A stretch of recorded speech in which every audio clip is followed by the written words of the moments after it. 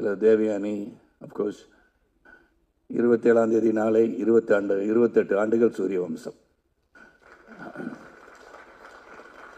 It's so nostalgic to say that. நான் 28 வருஷம் ஒரு படம் வந்து கொண்டாடப்படுகிறேன். யோகி பாபு டைலாக்ல இந்த படத்தை இதை பார்க்கும்போது சூரிய வம்சத்தை பார்த்த மாதிரியே இருக்குன்னு சொல்லும் போது இட்ஸ் ஸ்டில் ரெலவெண்ட்ன்றது வந்து ரொம்ப முக்கியம். சுப்ரீம் ஸ்டார் சரத்குமார் அவர்களை, வாசுதேவன் அவர்களை அன்போடு பேச அழைக்கிறேன்.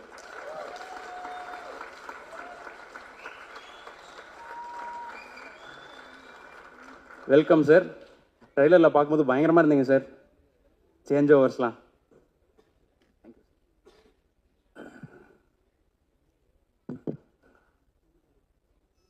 வருகை தந்திருக்கின்ற அனைவருக்கும் என் வணக்கத்தை தெரிவித்துக் கொள்கின்றேன். எதுக்கு என்ன 11:20க்கே அழைத்தார்கள் என்ற காரணத்தை நான் சொல்ல வேண்டிய கடமைப்பட்டிருக்கிறது. நான் அருண் ரொம்ப ஃபீல் பண்ணக்கூடாது. 9 o'clock ஷாப்னோன்னு எனக்கு வந்து ஒரு சின்ன அந்த 9னா 9 வந்துடுவேன், 9:20னா 9:20க்கு வந்துடுவேன், 10னா 10க்கு வந்துடுவேன்.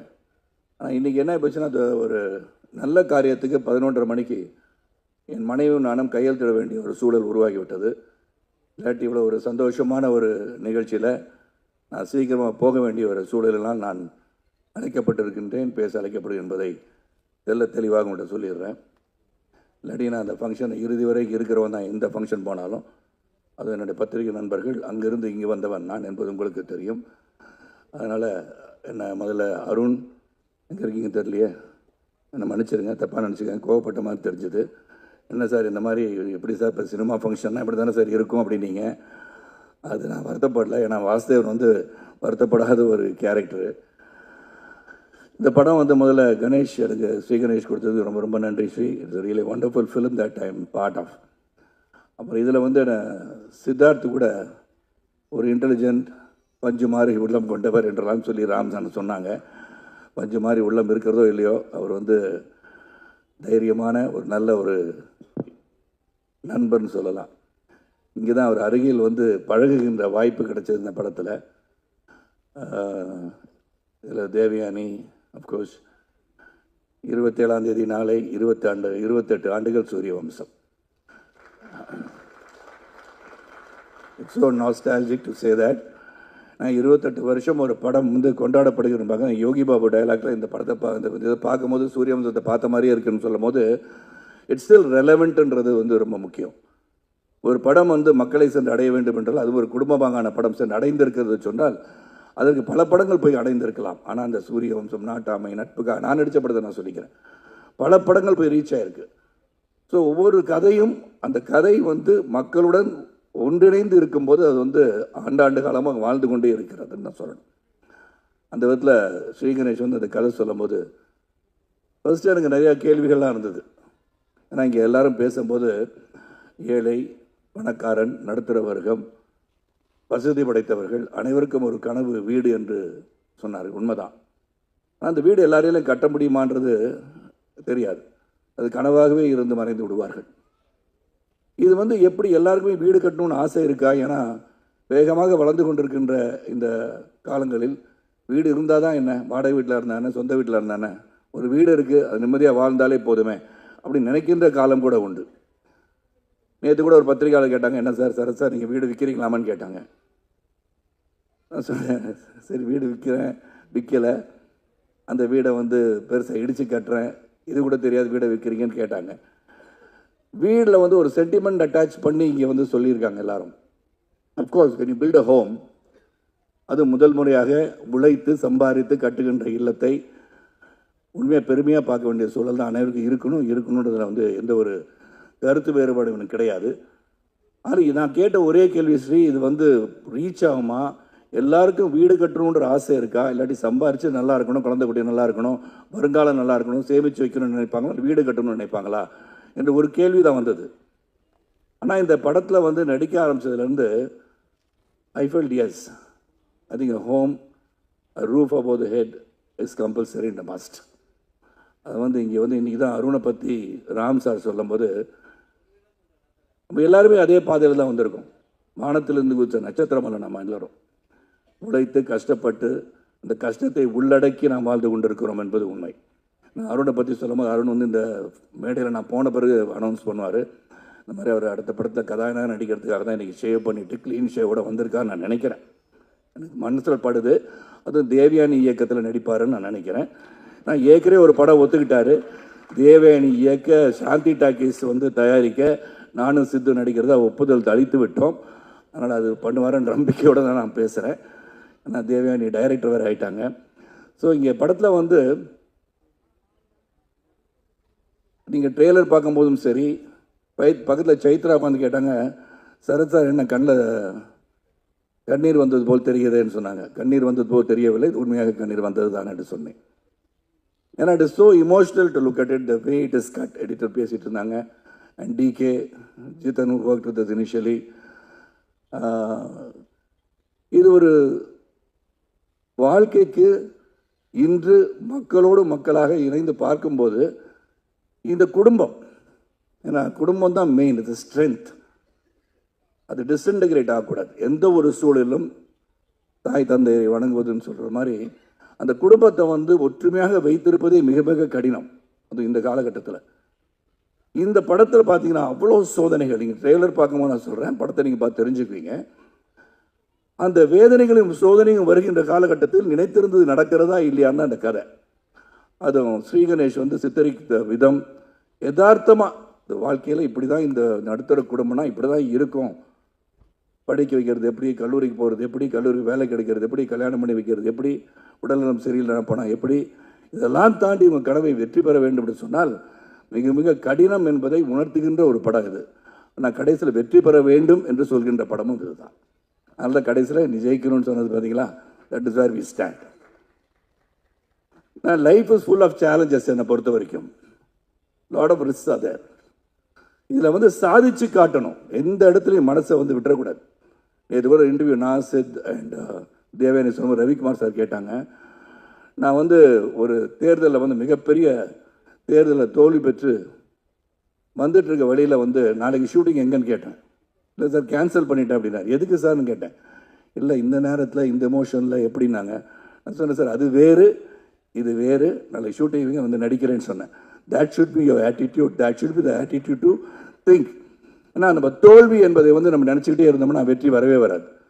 பல தோல்விகளை கடந்து வருவதுதான் வாழ்க்கை என்று உணர்ந்தவன் நான். ஏன்னா பிஎஸ்சி கணிதம் படித்து விட்டு நான் வந்து சைக்கிளில் போய் பேப்பர் போட்டு ஒரு பத்திரிகையாளராக, சைக்கிள் கடையில் வந்து சைக்கிள் ஃபிட்டராக, ஏன்னா அருணை பற்றி சொல்லணும்னா I wanted to say about myself. Many people may not know that. நான் ஒன்றும் எங்கேயோ வானத்திலிருந்து குதிச்ச நட்சத்திரம் கிடையாது. எங்கள் அப்பாவுக்கு 5000 ரூபாய் தான் சம்பளம். செய்திகள் வாசிப்பது ராமநாதன் என்ற கணீர் குரலுக்கு சொந்தக்காரங்க, ஆல் இண்டியா ரேடியோவில் வேலை செஞ்சவர் தான் அவரும். ஸோ நாங்கள் வந்து வீடு கட்டணுன்ற எண்ணம் எங்கள் அப்பாவுக்கு வந்ததா இல்லைன்னு தெரியாது. மொத்தம் நாங்கள் வந்து சென்னைக்கு வந்த பிறகு 11 வீடு மாறி இருக்கோம். My father never had the opportunity to build a house, but he develop me. நான் படித்து பாஸ் பண்ணி உழைச்சி, சரத் நீ வீடு வாங்கணும்னு என்னை உந்துதல் பண்ணதை நினைத்து பார்க்க வைத்த படம் 3 BHK. It's truly emotional, it relates to me. அதான் சைத்ரா கேட்கும்போது சொன்னேன், கொஞ்சம் ஈரமாக இருக்கு. This is where we take our lives back to where we started from. அதுதான் இந்த படம்.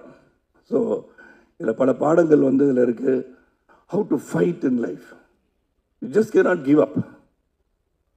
Go towards your aims and goals and ambitions. You can achieve it. அது முடியாதுன்னு நினச்சிட்டோம்னா then you're finished. ஒரு பாக்ஸிங் பவுட்டில் கீழே விழுந்தவொடனே யூ ஆர் லாஸ்ட்னு நினைக்கக்கூடாது. That's when you lose. Try to get up. You can win. எப்போது நம்ம விழுந்து விட்டோம் என்று நினைத்தீங்கன்னு சொன்னீங்கன்னா then you lose. But when you can get up, then you can never lose. ஏன்னா அந்த ஒரு பஞ்சு கொடுத்துருமா தெரியுது, தடுமாறி விழுந்திருக்கலாம். ஆனால் when you get up, maybe you can give a better punch and still make the other fellow fall. அதனால் என்னை பொறுத்த வரைக்கும் இந்த சேலஞ்சஸ் எப்படின்றது இந்த படம், அந்த சேலஞ்சஸ் எப்படி எதிர்கொண்டார்கள்ன்றது படம். இதில் நடிக்கும் போது we all became a ஃபேமிலின்னு சொல்லலாம். இது no exaggeration.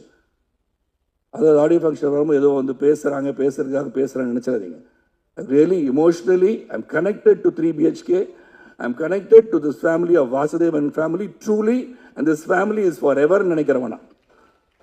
At any point of time, say this is my family, Devyani will be my family, Chaitra will be my family, Mehta will be my family, Ganesh will be my family, and most of all most respected இதில் ஒரு பெரிய அந்த சகோதரர் கிடச்சிருக்காங்கன்னா அருண் விஸ்வா தான். So there's no doubt about it. ஆனால் Ram sir சொல்லும் போது I understood why he is fighting to make a good film அப்படின்னு நான் நினச்சி பார்த்தேன். அப்புறம் டிகே சிறந்த ஒரு கேமராமேன், நான் ஒவ்வொரு சரி அவரை பார்ப்பேன், சீகரேஸ்வரி பார்ப்பேன். ஏன்னா சில டைம்ஸ் இந்த கிரிட்டிக்கலாக ஏதாச்சும் நினச்சிக்கிட்டு மண்டை சும்மாவே இருக்காது. சித்துக்கும் அப்படி தான், எனக்கும் அப்படி தான்.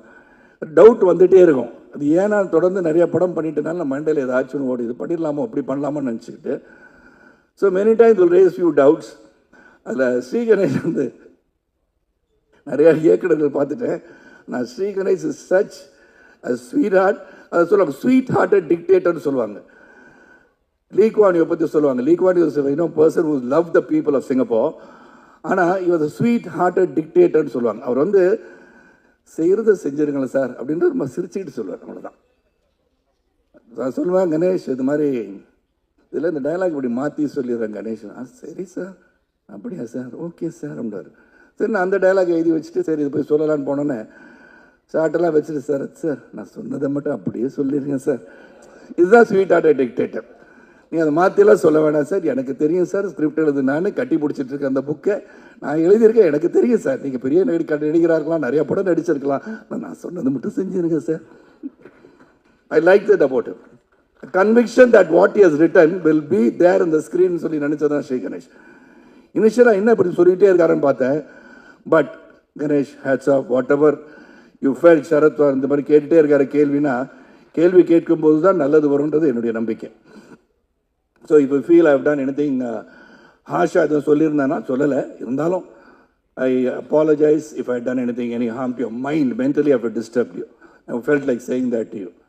ஆனால் இந்த படம் வந்து ஒரு கிரேட் எஃபர்ட்னு தான் நான் சொல்லுவேன். How it's going to reach the mass, how எங்கே போய் ரீச் பண்ண போகுது அதெல்லாம் எங்களுக்கு தெரியாது. We have done our job well. Vasudevan has worked well, Shanti has worked well,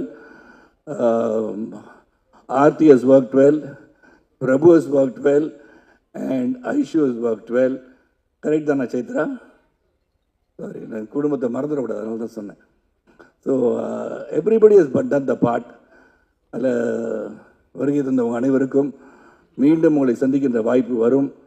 இந்த படத்தை போய் பாருங்கள். அண்ட் ஒன் திங் நான் எல்லா இடத்துலையும் இப்போ சொல்ல ஆரம்பிச்சிட்டேன். The audience, when you go and see, other than the press and the media who are authorized, who are given the rights to even criticize a movie or write good about a movie, they've got the right because they are film critics.